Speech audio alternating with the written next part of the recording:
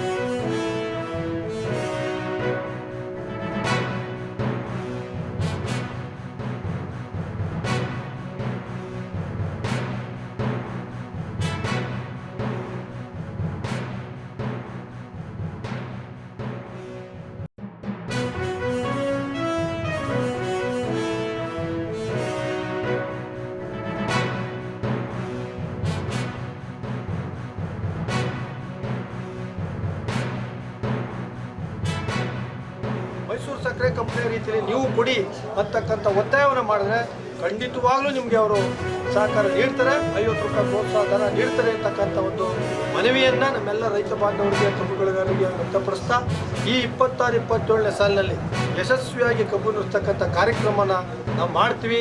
ಜಿಲ್ಲೆಯ ಜನಕ್ಕೆ ಮತ್ತು ನಮ್ಮ ನಾಯಕರಿಗೆ ಜೊತೆಗೆ ಸರ್ಕಾರಕ್ಕೆ ಅತ್ಯುತ್ತಮವಾದ ಹೆಸರನ್ನು ತರ್ತಕ್ಕಂಥ ನಿಟ್ಟಿನಲ್ಲಿ ನಾವು ಕೆಲಸ ಮಾಡ್ತೀವಿ ಅಂತಕ್ಕಂಥ ಒಂದು ಸದುದ್ದೇಶದಿಂದ ಈ ಎಲ್ಲ ಕಾರ್ಯಕ್ರಮವನ್ನು ಮಾಡ್ತೀವಿ. ನಮ್ಮೆಲ್ಲರ ಸಹಕಾರ ಎಂದಿನಂತೆ ಇರಲಿ ಅಂತ ಮನವಿ. ಎಷ್ಟು ಒಪ್ಪಿಗೆ 5,44,000 ಟನ್ ಒಪ್ಪಿಗೆ ಆಗಿದೆ. ಆ ಒಪ್ಪಿಗೆ ಕಬ್ಬನ್ನು ನಾವು ಗುರುವಾರದಿಂದ ಹರಿಲಿಕ್ಕೆ ಪ್ರಾರಂಭ ಮಾಡ್ತೀವಿ. ಯಶಸ್ವಿಯಾಗಿ ಕಬ್ಬು ಯಾರು ಒಪ್ಪಿಗೆ ಮಾಡಿಸ್ಕೊಂಡಿದ್ದಾರೆ ಅವರೆಲ್ಲ ಕಬ್ಬು ಕೂಡ ನಾವು ಹಂತವಾಗಿ ನುಡಿಸ್ತೀವಿ ಅಂತ. ಯಾವುದೇ ರೀತಿ ತೊಂದರೆ ಆಗೋದಿಲ್ಲ. ಈಗ ಆಲ್ರೆಡಿ ನಮ್ಮ ಎಲ್ಲ ಆಳುಗಳನ್ನು ಕಟಾವು ಲೇಬರ್ನ ಕರ್ತರ್ಲಿಕ್ಕೆ ಎಲ್ಲ ವ್ಯವಸ್ಥೆ ಮಾಡಿದ್ದಾರೆ. ತಮ್ಮ ಜೊತೆ ಮಾಧ್ಯಮ ಸ್ನೇಹಿತರ ಜೊತೆ ಪದೇ ಪದೇ ಸಂಪರ್ಕ ಇಟ್ಕೊಂಡು ನಮ್ಮ ಕಾರ್ಖಾನೆ ಅಭಿವೃದ್ಧಿಯನ್ನು ನಮ್ಮ ಜೊತೆ ಚರ್ಚೆ ಮಾಡ್ತೀನಿ ಅಂತಕ್ಕಂಥದ್ದನ್ನು ಕೂಡ ಹೇಳ್ತೀನಿ. 3,383 FRP ಒಂದು ತಿಂಗಳೊಳಗಡೆ ಸರಬರಾಜು ಮಾಡಿದಂಥ ಕಬ್ಬಿಗೆ ರೈತರಿಗೆ ಒಂದೇ ಕಂತಿನಲ್ಲಿ ಕೊಡ್ತಕ್ಕಂಥ ಪ್ರಕ್ರಿಯೆಯನ್ನು ನಾವು ಮಾಡ್ತೀವಿ. ಮತದಾರ ಪಟ್ಟಿಯಲ್ಲಿ ಅನೇಕ ವರ್ಷಗಳಿಂದ ತೀರಿ ಹೋದವರ ಹೆಸರುಗಳು ಹುಡುಕಿವೆ ಮತ್ತು ಊರು ಬಿಟ್ಟು ಬೇರೆ ಊರುಗಳಿಗೆ ಹೋದಂಥ ಸ್ಥಳಾಂತರ ಆದವರ ಹೆಸರುಗಳು ಹುಡುಕಿದೆ ಮತ್ತು ಕೆಲವು ಕಡೆ ಡಬಲ್ ಹೆಸರುಗಳಾಗಿದೆ. ಹಳ್ಳಿಯಲ್ಲಿ ಇದೆ, ಪಟ್ಟಣದಲ್ಲಿ ಇದೆ. ಅಂಥವೆಲ್ಲವನ್ನು ಸ್ವಚ್ಛಗೊಳಿಸಿ ಒಂದು ಪರಿಶುದ್ಧವಾದಂಥ ಮತದಾರ ಯಾದಿಯನ್ನು ಜನರಿಗೆ ಕೊಡಬೇಕು, ಜನರಿಗೆ ಬಿಡಬೇಕನ್ನೋ ಉದ್ದೇಶದಿಂದ ಚುನಾವಣೆ ಹೊಸ ಕಾರ್ಯವನ್ನು ಕೈಗೆತ್ತಿಕೊಂಡಿದೆ. ಕಾಂಗ್ರೆಸ್ನವರು ಭಯಭೀತರಾಗಿದ್ದಾರೆ.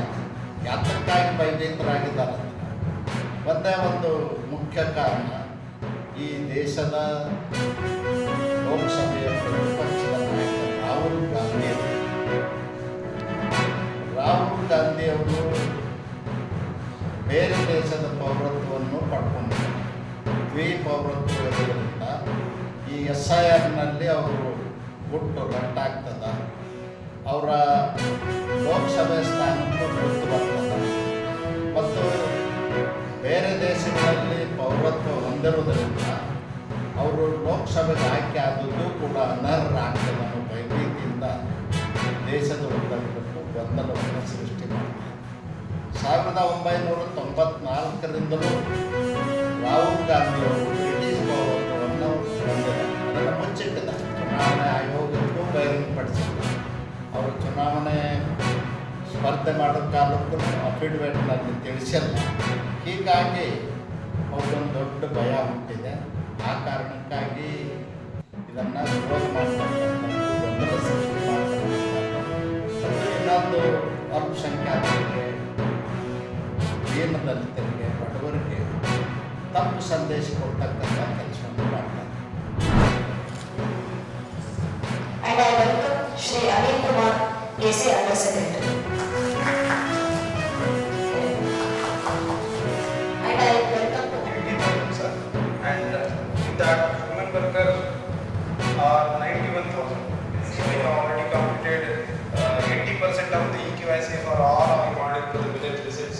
So you can see here almost we have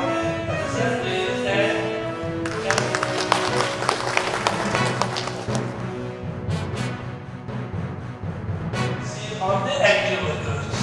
Here, it should be please take some kind update regarding the launch of the GRT from the 1st to July 2026. No doubt, this state has already notified the GRT or the implementation. I congratulate on behalf of Ministry to the state for the launch of this very important. Organized scattered categories. Now they have clearly defined the 4 priority areas, focusing on water security, rural infrastructure, livelihoods, and climate resilience. So earlier cost sharing was 90-10. Now it is 60-40. So then pause window is brought by the government of India, that is 60 days of lean season. So during harvest season as well as during sowing season.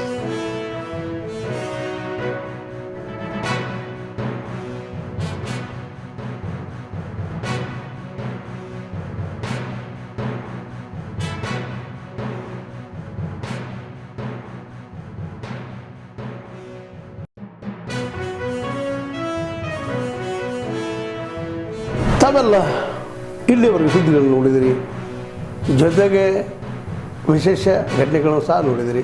ಅದು ನಿಮ್ಗೆ ಏನು ಅನಿಸ್ತು? ನಿಮಗೆ like ಮಾಡಿರಿ, share ಮಾಡಿರಿ, comment ಮಾಡಿರಿ, ಜೊತೆಗೆ subscribe ನಿಲ್ಲಿಸ್ಬೇಡ್ರಿ. H16 news ಅರ್ಥಾತ್ ಈ ಸಿದ್ದರಾಮಯ್ಯ ಸತ್ಯದ ಕೈಗಳಲ್ಲಿ ವಂದನೆಗಳು.